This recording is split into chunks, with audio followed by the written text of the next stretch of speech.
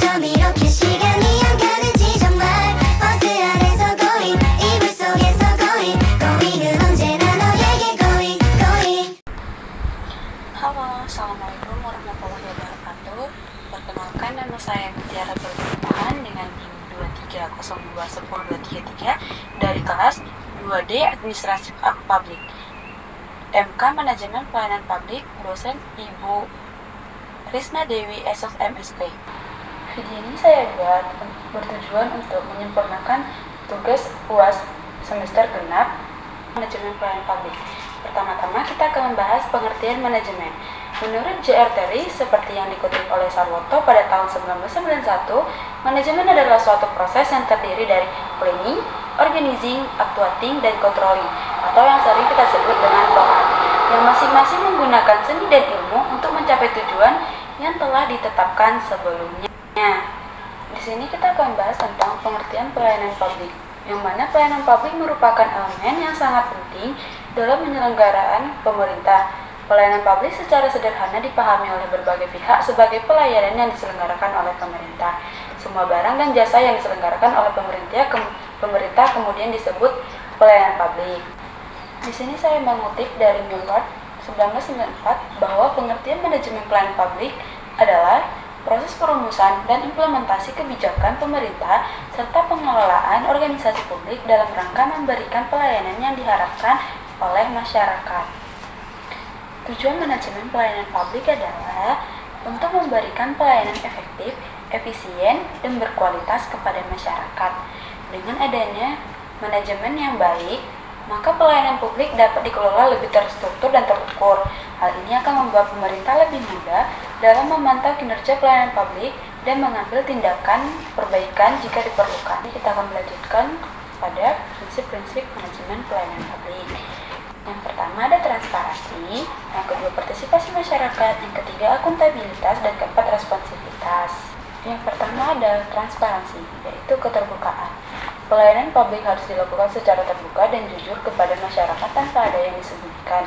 Yang kedua ada akuntabilitas, penyelenggara pelayanan publik bertanggung jawab atas tindakan dan keputusan yang diambil, serta harus siap mempertanggungjawabkan kinerja mereka kepada publik. Yang ketiga ada partisipasi. Masyarakat harus dilibatkan dalam proses pengambilan keputusan terkait pelayanan publik sehingga keputusan dan aspirasi mereka dapat dipertimbangkan dengan baik. Yang keempat ada responsivitas.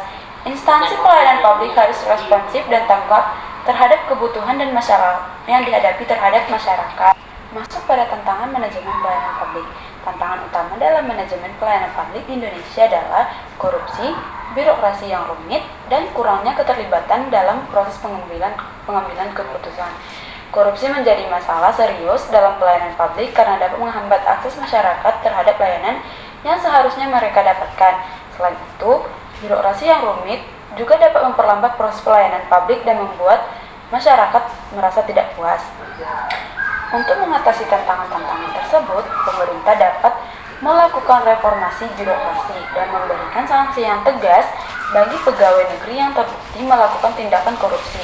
Selain itu, pemerintah juga perlu melibatkan masyarakat dalam pengambilan keputusan dengan cara meningkatkan transparansi dan akuntabilitas dalam pelayanan publik. Masyarakat juga dapat berperan aktif dengan memberikan masukan dan kritik yang konstruktif kepada pemerintah terkait dengan pelayanan publik yang mereka terima. Masuk dalam studi kasus dalam manajemen pelayanan publik. Pada tahun 2019, Dispenduk Capil di salah satu kota di Indonesia menghadapi masalah serius dalam pelayanan publik. Warga mengeluhkan adanya birokrasi yang rumit, antrian panjang, dan keterlambatan dalam pengurusan dokumen kependudukan seperti kartu tanda penduduk dan akta kelahiran. Selain itu, terdapat juga dugaan penyelewengan dalam pengurusan dokumen tersebut. Inovasi manajemen pelayanan publik.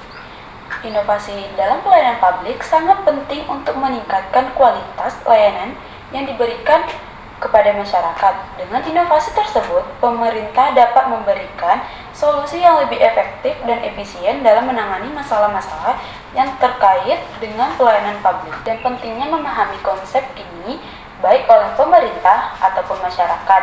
Manajemen pelayanan publik bertujuan untuk meningkatkan kualitas pelayanan publik yang diberikan kepada masyarakat dengan mengoptimalkan sumber daya yang ada.